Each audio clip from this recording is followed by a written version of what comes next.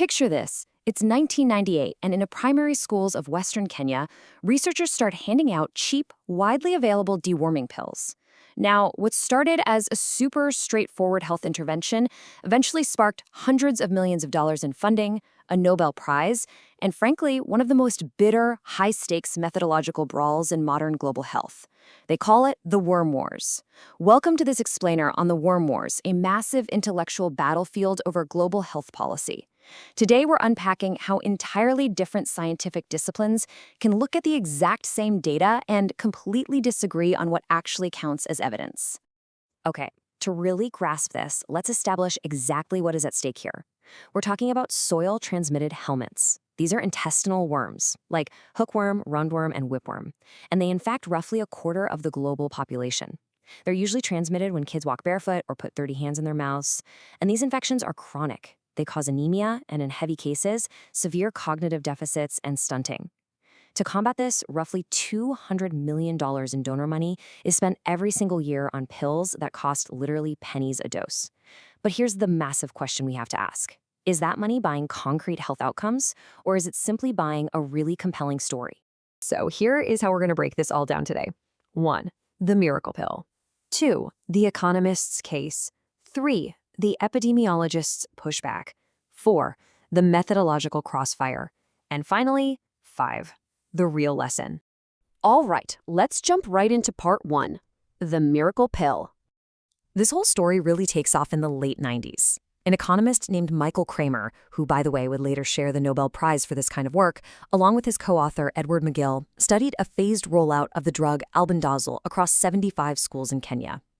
Now, because the schools got the pills at different times, it essentially acted like a randomized trial. When they published their results in the journal Econometrica in 2004, the findings were absolutely staggering.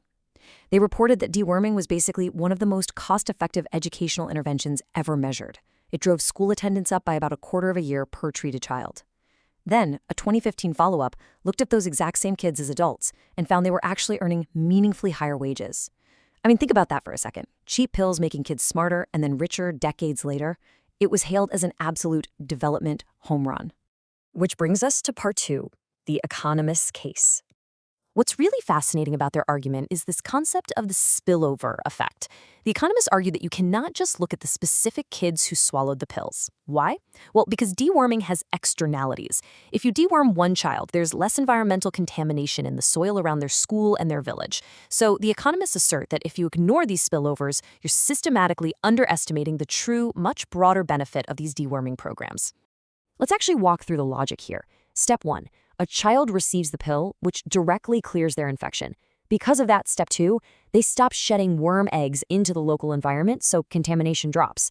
And because of that, step 3, their untreated classmates and just nearby peers naturally see their own worm burdens drop. The economists estimated these spillovers mathematically, and they found them to be exceptionally large. It magnified the overall impact of the intervention way, way beyond just the individual kids who took the medication. And this leads us right into the ultimate economic argument, the expected value bet. Over time, some independent replications showed that the initial headline results were kind of sensitive to how the data was coded and modeled. But the economists were like, look, our case doesn't require absolute certainty. Because the drug is incredibly cheap and exceptionally safe, the downside of being wrong is practically zero. If you've ever donated to a charity based on effective altruism, you'll recognize this. It's the exact same logic. Even if you're only partially confident in those long-term wage effects, the massive potential upside makes mass deworming an undeniable best bet for your donor dollar. But hold on, because here comes part 3, the epidemiologist's pushback. The economist's argument sounds pretty bulletproof, right? Well, the foundation of the pushback comes from the Cochrane Group. They are a highly respected institution for evidence-based medicine, and they stepped into the ring in 2015 with a massive systematic review. They didn't just look at that one single trial in Kenya. They analyzed dozens of trials involving tens of thousands of children. And their conclusion was honestly sobering. They stated that the pooled evidence showing mass deworming improves things like hemoglobin, cognition, or school attendance is, at best, very weak. They essentially argued that a single trial from 25 years ago with one very specific transmission ecology is nowhere near an adequate basis for a sweeping global recommendation. So what are we really looking at here? It's basically two fundamentally different ways of defining rigorous evidence. The economist framework privileges the single, beautifully designed randomized controlled trial. They actively embrace expected value bets because of the cheap costs, and they lean heavily into modeling externalities like spillovers. The epidemiologist framework, on the other hand, they privilege pooled systematic reviews. They demand robust, repeated findings across multiple different contexts, and they hold deep skepticism towards sweeping claims based on mathematical models. You can really see this skepticism flare up when we look at that famous 20-year wage premium. The epidemiologists flat out reject the finding that a childhood pill causes a 13% adult wage increase 2 decades later. I mean, think about how much a labor market transforms over 20 years. Between a kid taking a pill at age 9 and entering the workforce at age 30, an enormous number of variables come into play. There was massive attrition in the follow-up studies, the Kenyan economy changed drastically, and the strict epidemiological standard for causal inference demands that we treat such long arc claims with extreme caution. And this debate isn't just academic, it directly impacts funding. The epidemiologists point out that the expected value argument, it's cheap so why not, completely ignores opportunities costs. They contrast mass deworming with WASH infrastructure, which stands for water, sanitation, and hygiene. Mass deworming relies on these speculative, long-term returns to justify continuously handing out pills forever. WASH infrastructure, sure, has a high initial cost, but it provides a durable, structural solution that physically separates people from contaminated soil and water in the first place, addressing dozens of other diseases at the exact same time. The epidemiologists argue that celebrating the sexy, speculative fix of deworming actually crowds out the vital, boring infrastructural work that primary healthcare desperately needs. Which drops us right into part 4, the methodological crossfire. Now, the economists didn't just take this lying down. They have a very strong counterargument to the Cochrane Review's methodology. They argue that pooling data from individuals within the exact same village mechanically washes out the success of the intervention. Think of this absolutely mind-blowing vaccine analogy. If you want to know if a measles vaccine works, you wouldn't evaluate it by comparing vaccinated and unvaccinated kids sitting in the exact same classroom, right? Because the vaccinated kids are naturally acting as a shield for the unvaccinated ones. Economists argue that applying a clinical systematic review to a transmission-mediated public health intervention is simply a category error.